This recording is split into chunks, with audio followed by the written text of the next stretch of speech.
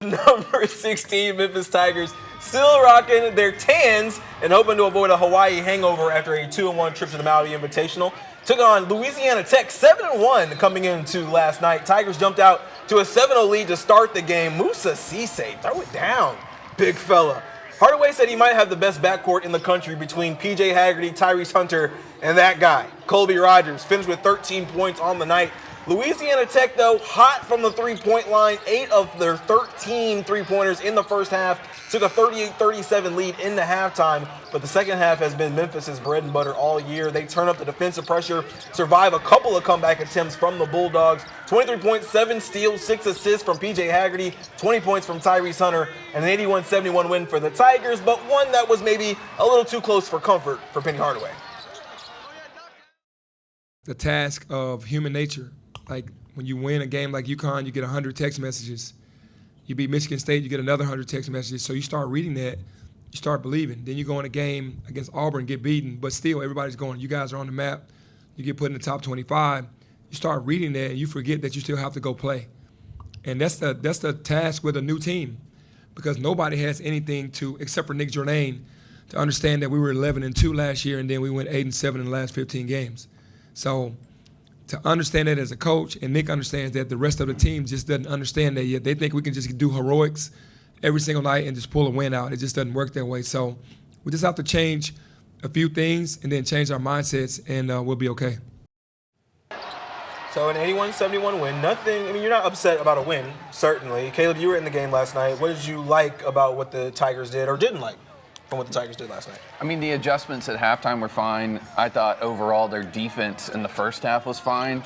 The Bulldogs, Louisiana Tech Bulldogs, were just hitting threes. There were some insane threes that they were hitting, and it just seems like that's deja vu for Memphis fans, is watching teams that you wouldn't normally think are great three-point shooting teams have their second highest shooting night of the season against you.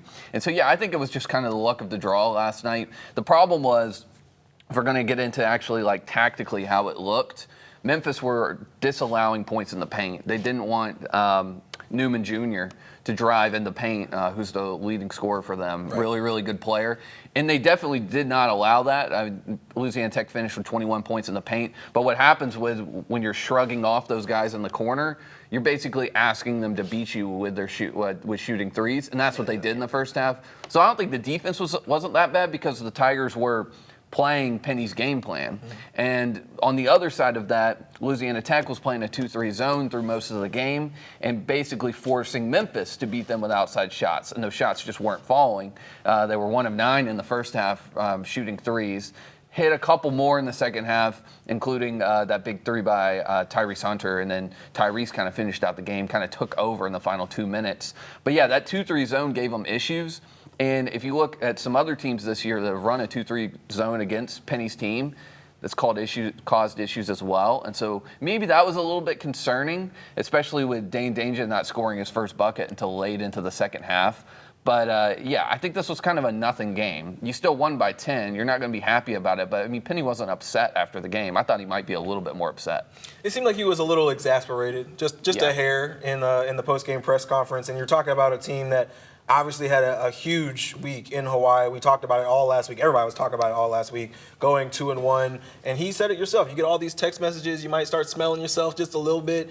And the big thing, too, is a lot of these transfers are coming from bigger conferences. He talked about, it's like Tyrese Hunter's used to playing Baylor. He's used to playing in Iowa State, Big 12 schools like that. Dane Danger's coming from Illinois, where you're playing Big 10 schools. So they're going to get up for the UConns, the Michigan States of the world. But for a Louisiana Tech, Memphis is UConn. Right. You know, he called them their Super Bowl. And so when you're dealing with teams like that, you got to come to play, because they're giving you your best shot. You are the hunted as opposed to the hunter in that situation. And so you've got to show up. You've got to wake up. It wasn't necessarily a bad game. I mean, you definitely out-physical Louisiana Tech, I think. You're plus 13 on the boards. You get to the free throw line 33 times, or Haggerty goes 12 for 12. And you force 20 turnovers on defense. And so when we were talking to the Louisiana Tech head coach, he was saying, they forced us to make mistakes. And when you make mistakes, a lot of times that's going to make up for any blunders you have in your own game. So you closed the game on an 18-8 run over the last 7 minutes of the game. It was tied at 63. You kind of watched them go up 10, and then Louisiana Tech closed the gap. They tie the game again. Your stomach's kind of in knots just a little bit. And then they just kind of take over the game again. They kind of woke up after a timeout. So no harm, no foul. You win by 10 plus. Some people are calling it an anemic performance, but I feel like that's almost expected when you come off of the high that they had and you have this team that you do have in terms of transfers and everything like that. I think it's almost a good thing to have experienced for Memphis. Obviously, they go and have that incredible time in Maui and really put the world and the city on notice and everything like that. And they come back and have a game like this where it's like, oh, okay, this is reality. Because in realness, it is going to be a reality for the majority of their season. They're not playing the UConns and the Auburns again, really, for the rest of the season. The other, 3 big games they have are Clemson, Ole Miss, and Mississippi State, really. Outside of that, you're looking at a bunch of teams in the AAC who are really not great teams that they should be really quite comfortably. So the La Techs of the world are kind of who they're going to be playing moving forward. So getting up for games like this is something they've got to learn to enjoy and love and go in there and do it for the rest of the season. Otherwise, we're going to see what we saw last year, which is them, get ranked, be really impressive, look like they're going to go to the tournament and then fall back because they're losing to teams that they shouldn't lose to. The fact is they still got a 10-point win when they shot 1 of 9 from the 3-point range in the first half. I mean, you say that, you'll take it. You'll take it any day of the week. It's like, okay, but like Penny said, it's going to be an adjustment now. Like, okay, how do we switch our mind, our focus, and figure out how to get up for these big games? I think it's really interesting for Penny because he mentions Nick Jourdain, who only Hardaway and Jourdain and some of the walk-ons, and Nick Stansbury on the team as well, understand what the Tigers went through last year and where they started the year 15-2. They're on this tremendous high. They get as high as 10th. Right in the AP poll, and then it all goes to crap, and it goes to crap in your conference play. And again, to your point, you're playing teams that is like Louisiana Tech, and I say like Louisiana Tech, they're no slouch. No, they're picked. They're 7. They came into the game 7-1. They were picked to win the Conference USA, which is a solid basketball conference. It may not be in other sports, but in basketball, it's a solid conference, and so you have to take them seriously. And you're going to have another one on Sunday when they play Arkansas State, who's 116 in KenPom rankings. It was a good wake-up call. But I think for Penny Hardaway and really for Nick Jourdain as well, Nick maybe more so because he was on that team, he's got to look his teammates in the eye and say, hey, guys, I know y'all weren't here, but we had too many close calls like what we had last night when we went into conference play, and it really derailed our season. I know that's not something anybody wants again. And it's certainly not something Penny Hardaway wants after the headache that he got when they got bounced in the tournament as well. Yeah, I think, that's the mental side of it, and something that goes along with that as well is sharing the basketball. Penny said he wanted his team to get to 20 assists last night. They got 14. And last year we saw a lot of that, those 12 assist nights, those 14, 15 assist nights, and the Tigers were just barely scraping by. You even look at Austin Peay last year. They won by about 10 points, which was their last conference game before they went 8-7 to finish the year. And there was kind of shades of that in this game. The ball wasn't moving as fluidly as it was in Maui.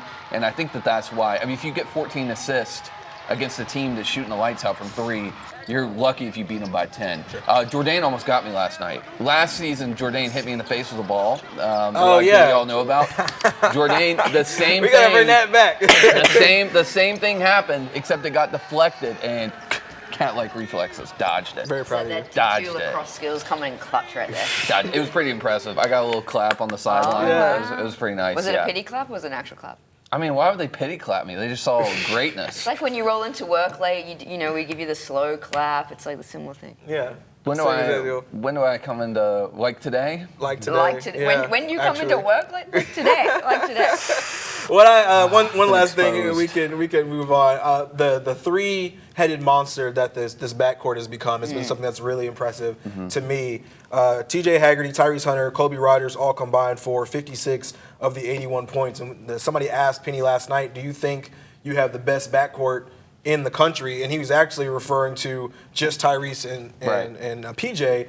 And Penny says, I would call it the best backcourt in the country because I watch so much basketball. And, of course, Penny Hardaway is Penny Hardaway. He knows what he's talking about. But he made it a point of including Colby Rogers in that rotation, that big 3, because he's been playing so well. He's a great compliment. And I think what's going to give a lot of teams a lot of problems is, from a backcourt perspective, it's going to be really hard to stop all three of them in the same game. You might stop two of them, and one of them's shoots 5 for 10 from three and saves the game. I think that could be a Colby Rogers, kind of the role he plays. And then at the same time, it's like, okay, well, if we're really going to focus on this backcourt, Musa Cisse and Dane Danger have been good enough that they can hurt you on the inside as well. They're still outscoring teams in the paint, even though they're shooting as well as they are from three.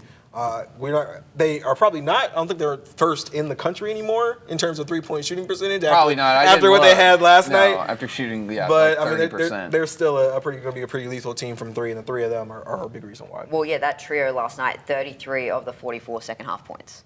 Yeah. You don't have those three on the floor, and it's a very different game. Mm-hmm. Yeah. Very different game. Okay, well, we'll talk about it later. Tigers will take on Arkansas State on Sunday, and that game is also in FedEx Forum.